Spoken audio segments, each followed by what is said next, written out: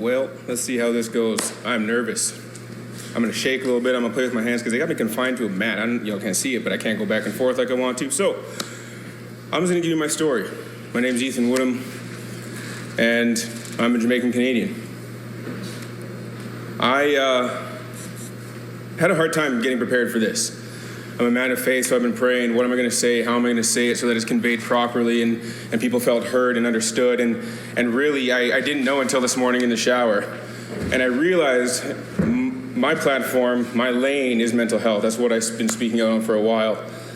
And I came to the realization right there in the shower that I don't remember my first racist experience as a kid because I blocked my childhood out. I happened to be abused from the time I was 5 until the time I was 15, so I cut out a huge portion of my life. The first full experience that I remember is in junior high. I broke out into a country song because all my friends were breaking out into a country song, and then all my friends stopped breaking out into that country song and looked at me like, what you doing? And I didn't really understand why. My mom was white, Lenny is black. That made me, I spend time with my mom, I get to listen to country. I didn't understand why I was being made fun of for being able to sing a country song in its entirety. It didn't change me listening to country, it didn't change me listening to white people music. I like all music. Music saved my life. Things like this went unchecked for a long time with me. The ability that I liked hockey over basketball. I wasn't black enough to play basketball, no, I just didn't like playing it. I like hockey, I like, hitting people. That was my thing. Stuff like that went unchecked until my adult life when I started to understand that watered down racism or microaggression really messed up how I view myself as a black man. The fact that I am mixed does not stop people from checking me and calling me the N-word. It doesn't stop when I was 18 years old in a bar not that far from here, dating a white woman and having her get into a full-on fist fight with women who didn't like that she was with a black man. And in the same night, having to fight for my life because I was dating a white woman. I hear it a lot, and it kind of irks me that I don't see it.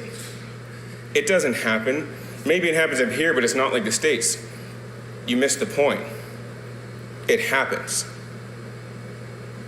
The problem that we are starting to have and we have been having is that it gets pushed over here because it's not at an alert level yet.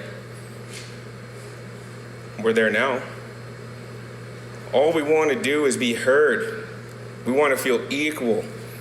We want to have the same opportunities afforded to us, and it's not happening, so we're just going to be louder. It's not happening, so we get more frustrated. And then I turn on the news in the midst of a global pandemic, and I see someone that looks like me, begging for his mom, screaming, "I can't breathe." Nobody cared till it was too late. It's a weird walk of life being half black, half white. I get hated from both sides. I get lots of all over the place. Why? Nobody took the time to educate myself on how to defend myself. Nobody took the time to educate the white people in my life on how to treat people like me, like a human being apparently, but we can talk about that later. Nobody taught the people of color how to treat me, because what wound up happening was you divided us by black and white and I fit down the middle, so I don't belong to anybody. I fight the same fight as this side.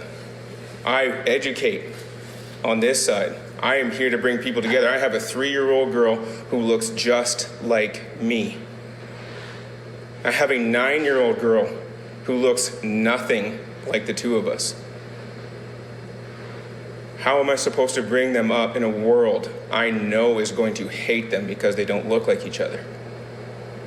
How am I supposed to raise them with my wonderful girlfriend Avery struggling to explain to Amara why people put her sister against her, struggling to tell Roxy why they put Amara against her? See, this divisiveness is what we're here to fight today, what my fellow speakers and organizers are here to fight today. I have loved seeing that we put this up, hoping that a few people would show up, and now, I can't count you because you're not here, but I know the group's at like 5,000. Beautiful. That means people are listening. But saying you want to listen, saying you want to understand is not enough. You need to take action. Lots has been posted in the group. Lots will be shared over these next few days. And I urge you to not stop because this ends in an hour or in 2 hours, whenever, we stop talking. I urge you to let this keep growing in you. It's uncomfortable. I know a bunch of you are uncomfortable right now. I know that feeling. I'm sitting, my heart's pounding, my hands are shaking. I get it. But we have to push you out of your comfort zone because that comfort zone hasn't worked. Step willingly into that uncomfortable area, and you are going to see just how powerful we are when we unite under the same mission, under the same goal. Thank you guys for listening to me. I know that was short, but at the end of this, all I want to do is implore you to keep wanting to learn. When I step off this stage, I'm still Ethan Woodham, Jamaican Canadian. When I step off this stage, when I walk out that door, I am still Ethan Woodham, Jamaican Canadian. This does not stop for me. This does not stop for my fellow speakers. It cannot stop for you. Thank you.